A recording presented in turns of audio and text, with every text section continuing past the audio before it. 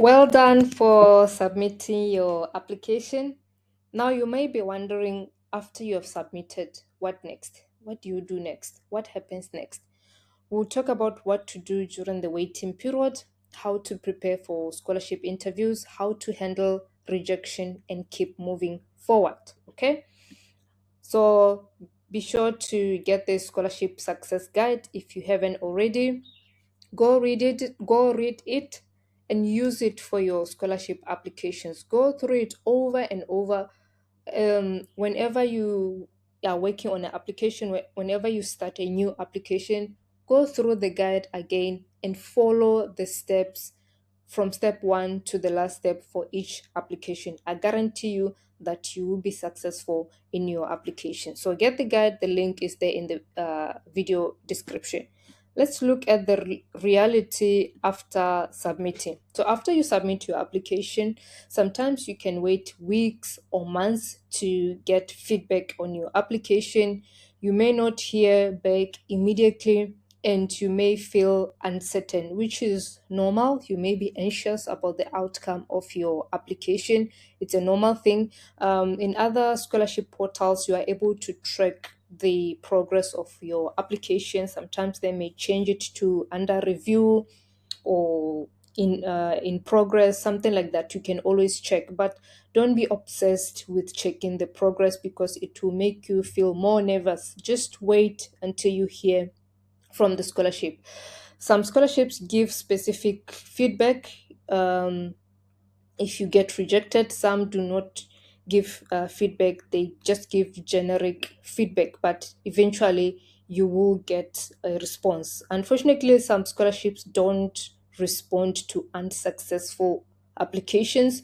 So after you have submitted your application, be sure to check the instructions, what they say about informing applicants. If they say maybe after 2 weeks or after 1 month, if you have not heard from them, that means your scholarship application has been rejected. Then you can time, and then after a month or so, even if you have not heard from them, it's okay to assume that you were not successful. So while you are waiting for the outcome of your application, don't just wait passively. Keep going, get involved, submit another application, identify another opportunity, go through the steps again and submit another application, because you want to submit to as many opportunities as possible that you are suitable for, so that you stand a better chance of being selected. Don't just rely on one opportunity. What happens if you get rejected? Continue improving your profile and building new experiences as you go through your application. You will learn some things and take notes of those lessons that you are gaining from the application process. Use them to improve your next application. Stay engaged in your field. If you don't have much experience in your field, go volunteer, go get involved in community service so that you can gain experience. The point here is to keep moving forward. Don't just stay still while you are waiting for the outcome of your application. And then be ready for the next step.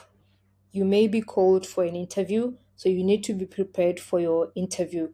I have a video explaining how to prepare for scholarship interviews.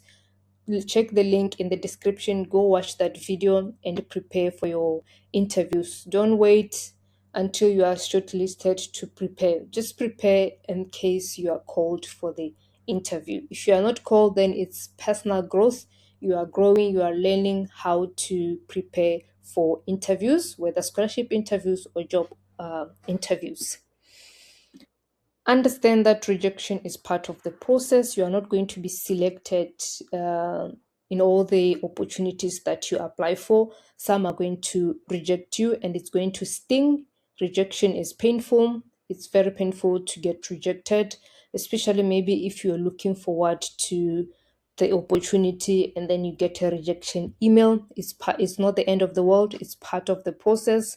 So it doesn't mean that you are not good enough. It just means that there were other candidates who were more suited for the opportunity than you. Remember, scholarships are competitive, and you should not stop applying. You should continue applying. Of course, sometimes when you get rejected, you are thrown off a little bit. You may be discouraged a little bit, but don't stay don't stay demoralized forever.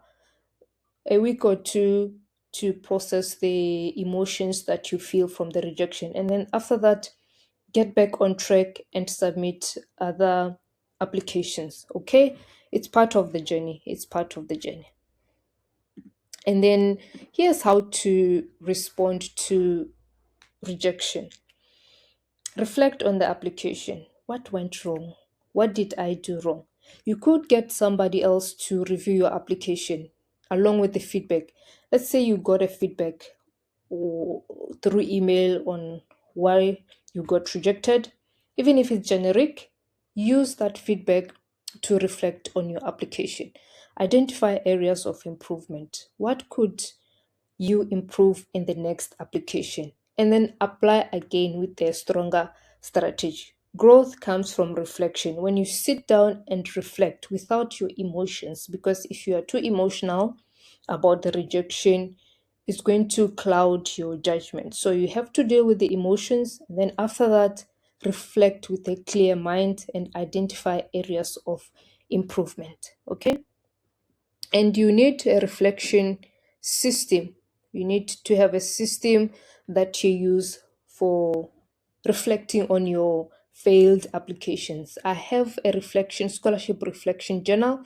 I created a scholarship reflection journal that you can use to reflect on your unsuccessful applications. You can get it through the link in the description. Use it to reflect on your rejections. Inside the journal, you find that you are able to put an entry, the name of the scholarship, the day you entered that scholarship, not the day you applied for the scholarship, but the day you were reflecting on the scholarship, how you were feeling, if there are any attachments. And then inside, this is just a screenshot. Inside the entry, there are some questions that I ask you that will help you to reflect on the application, and that will help you to identify errors, mistakes, and areas of improvement for your next application. So be sure to get this scholarship reflection journal so that as you go through your applications, if you get rejected, you're able to sit down and reflect on your unsuccessful applications. Okay, and then here's a reflection. Take a moment right now. What are you currently doing during the waiting period? Let's assume you have submitted an application. What are you currently doing now that you have submitted your application? Are you just folding arms or are you preparing for the next one? Are you preparing for interviews in advance? How do you usually respond to rejection? Do you take enough time to reflect on your applications, especially the failed applications? What will you do differently moving forward? So this something that you need to ask yourself. So please remember to get the scholarship success guide. This was the last step of the scholarship success. I hope you go through each step, follow it to the letter, and submit strong applications that will eventually get you selected for the scholarship that you are looking for. All the best with your applications.